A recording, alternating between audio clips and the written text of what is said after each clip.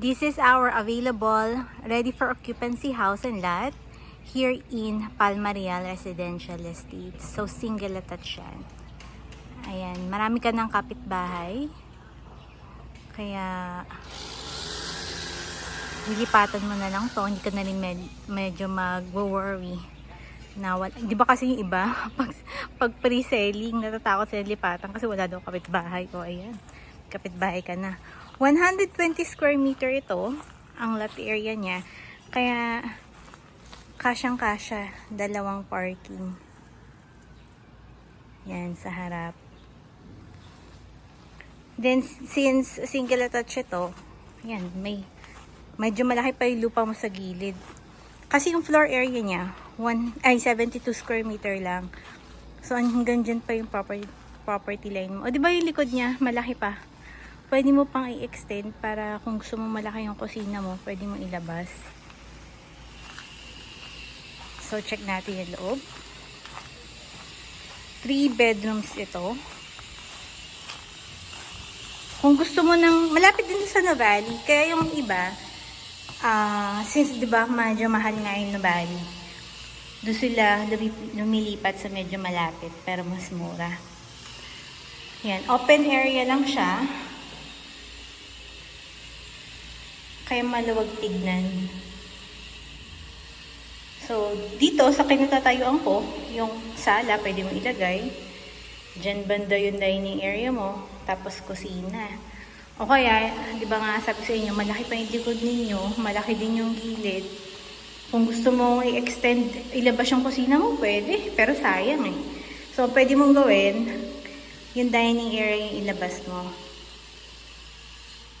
Para medyo maluwag ka dito. Ito pwede mong gawin buong sala, di ba? Up to you. Siyempre, bahala yung mga buyer kung ano yung gusto nilang ayos. Ito yung ating powder room dito sa baba. RF1 na to, basta kompleto dokumento mo, pwede natin i-process yung home loan in 1 to 2 months. Then sa ito, 3rd month, liputan mo na. Lalo na malapit na yung pasukan, di ba? Kung nag-aaral yung anak mo sa Lasal, malapit na malapit lang ito. So, ito yung ating actually, this is the master bedroom. Yan.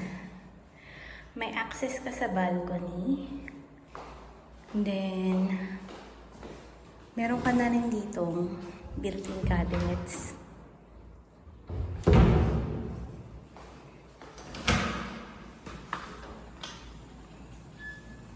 Yan.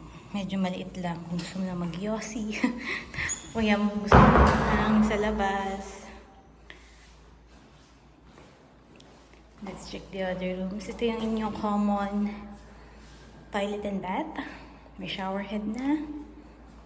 And this is the other room. Ito medyo maliit lang. So mukhang may cabinet na rin siya. Ang kasya dito parang single bed lang. So kung dalawa yung anak mo na gusto mo sa isang room, mukhang kailangan mo ng double deck sa area na to. And this is the other one. Ito rin, parang mas malaki to sa kabila. Pero for me, parang comfortable lang to for a single bed.